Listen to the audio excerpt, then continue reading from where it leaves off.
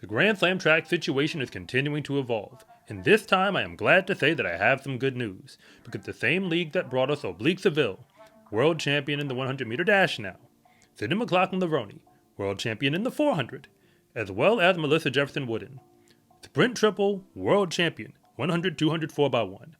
That league did receive a new infusion of cash to move the needle forward as they plan for the future. Front Office Sports just put out an article where a 8-figure amount of money was, invested into the league, and it's going to go to pay off some of the prior debts, both from the athlete side as well as for the vendors. Now, they still owe more money between the athletes and the vendors. And remember, we said 8-figure. So we're talking millions upon millions of dollars, some of which is going to go to the athletes, some of which won't, and there's still going to be outstanding debts. The real question is, where did the money come from? And when I read the article, it seems that the current investors they already had kicked in more cash, just to be real about it. So we do know that they've been looking for new investors. Grand Slam Track, specifically Michael Johnson, has made that clear. They even have workers for the league. And this money, this new infusion of cash is going to help to continue to pay some of those workers because they cut their staff down considerably. But where they're at the moment, they're going to live to fight another day. Now, what does this mean? Because we just finished watching a world championship where Grand Slam Track gave us signed racers who went on to win the world. When Grand Slam Track season was still going, I'm talking before we found out about LA and all of that. Like, everything was still at its height. I think we were just coming off Philadelphia. I said pretty clearly, I remember saying this. I was like, the best thing that could possibly happen for Grand Slam Track is for the people who are in Grand Slam Track to go on to win the world. That's the best thing that could happen. Because if those athletes do, it's going to further legitimize the stage as the location where the best athletes go and compete. I have gone on record to say a whole bunch of things about Grand Slam Track. I covered the entire season, watched every single meet, went to one of them live. I've had, a bunch of positive things to say. I've had my concerns that I've aired out. Honestly, don't know if and when we will see Grand Slam Track come back, but I do hope that it happens. Because regardless of how we get there, yes, I have my ideas. I've even shared them on this channel pretty recently. I have a bunch of ideas on how track and field can move the needle forward. But in the American context, whatever it is we're going to do, I don't care how we do it, but we need something functional. Something that pro track and field, or specifically pro track, because that's where Grand Slam is focused, something that can move the needle and give the athlete something to compete for. Let's be real about this. 100% real. All the cards on the table. Now that 2025 is over, the outdoor track season is done. I mean, unless we're counting Atlos, which some people do. Because I did a poll on this channel very recently. And when I did, I asked, what are people looking forward to in the track and field, calendar? What's next? And for the most part, more people than any other group said right now, they're just waiting for the next Worlds or Olympics. And considering that won't be the year, it'll be until 2027. What are we supposed to do between now and then? Because pro track races are going to happen. They're going to happen.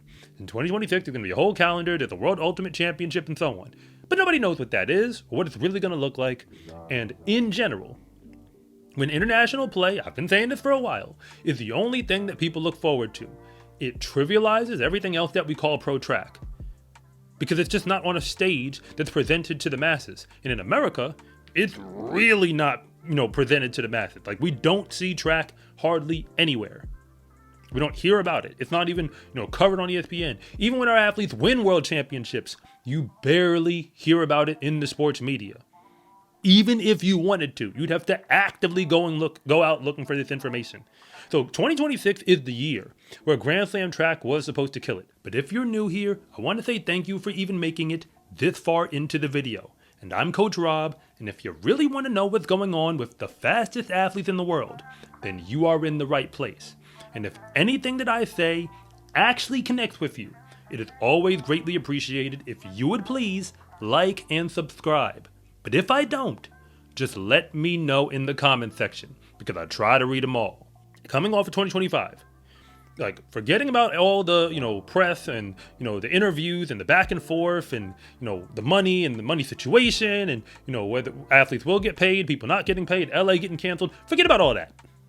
2026, when it comes to pro track or the best track athletes in the world, forget the word pro, the fastest athletes in the world, what do we really have to look forward to? Because I'll be honest, not much. Races are going to happen. The Diamond League is going to happen. I mean, I guess. The Diamond League final is going to happen. I mean, some people watched it this year, but a lot more people didn't. Grand Slam track was giving us something to focus on. A stage for the athletes to compete. And when you move the World Championships off the calendar, there's a void. And Grand Slam track could fill that void. How they get there and what it looks like in the future, that is a very separate conversation. Again, I've already shared a lot of my thoughts on that. No need to go back on it now.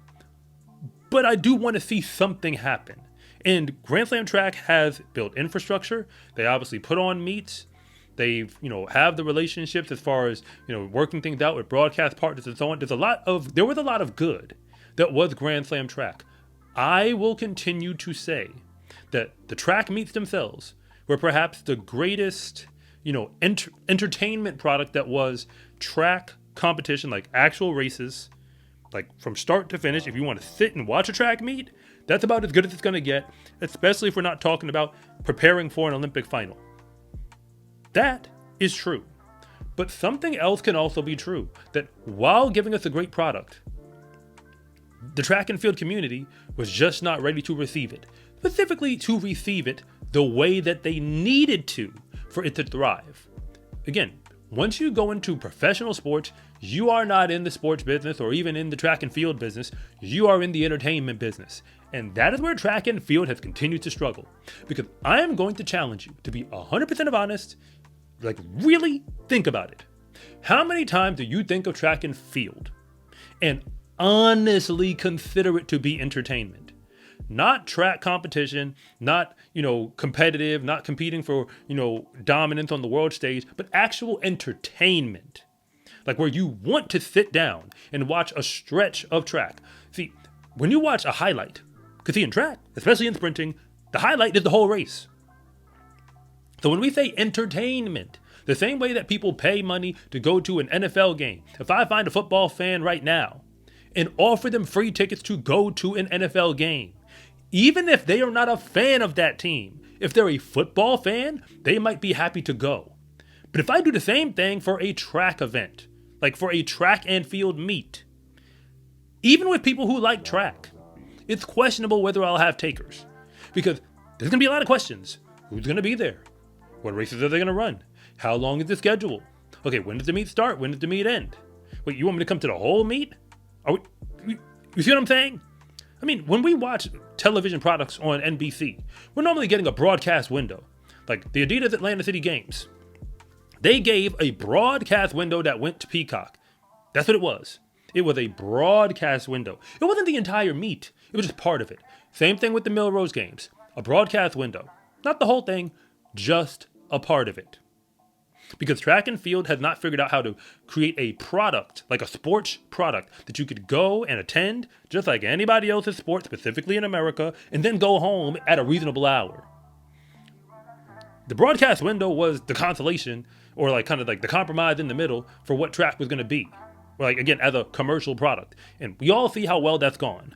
Grand Slam track actually came up with a television product, a start to finish that someone could go to, physically go to, or you could turn it on and watch it. It fit within television parameters, and then it could be over.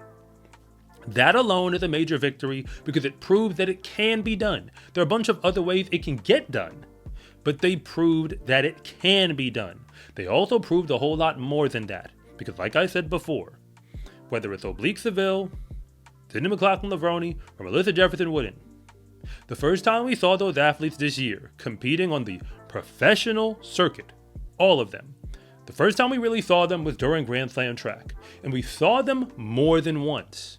So it makes sense that the same woman who would be the racer of the year in Grand Slam track, Melissa Jefferson-Wooden, or the woman who likely would have been the racer of the year if it wasn't for Melissa, especially if Sydney had decided to just stay in her long hurdles group.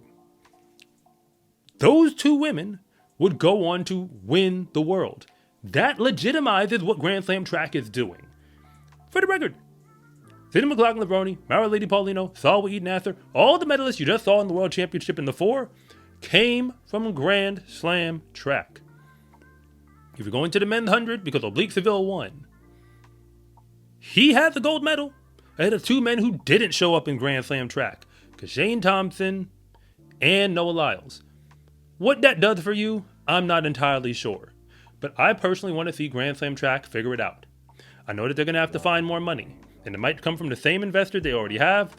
I know they've been looking for new investors. And simply paying off the debts doesn't necessarily mean that they are ready to move forward into a new season. I get all that. I totally get it. But I am I'm on the train. I'm on the Grand Slam track bandwagon. It doesn't mean that I'm not critical. I am critical. Don't get me wrong. But I do want to see it survive. For that matter, I want to see it thrive. But Grand Slam track isn't going to do that if the entire track community is not on board. Because when it comes to track, we are one of the only sports in the entire community, at this point as far as I can tell in America, that doesn't have nice things. And it's about time that we realize we can have nice things too. And Michael Johnson, even if there have been issues along the way, is the only person I see out there who has really dared to give it to us. In the sport of track and field, race day is honestly the easy part, because all of the real work gets put in when nobody is watching. When you wear every day is training day gear, you can let the whole world know that your success in competition is not an accident. Order yours at scarecruiting.com/shop or use the link in the description below, and it always comes with free shipping. It's a huge support to me and this channel, so I can continue to make you more content like this. And remember, it is always greatly appreciated if you would please like and subscribe.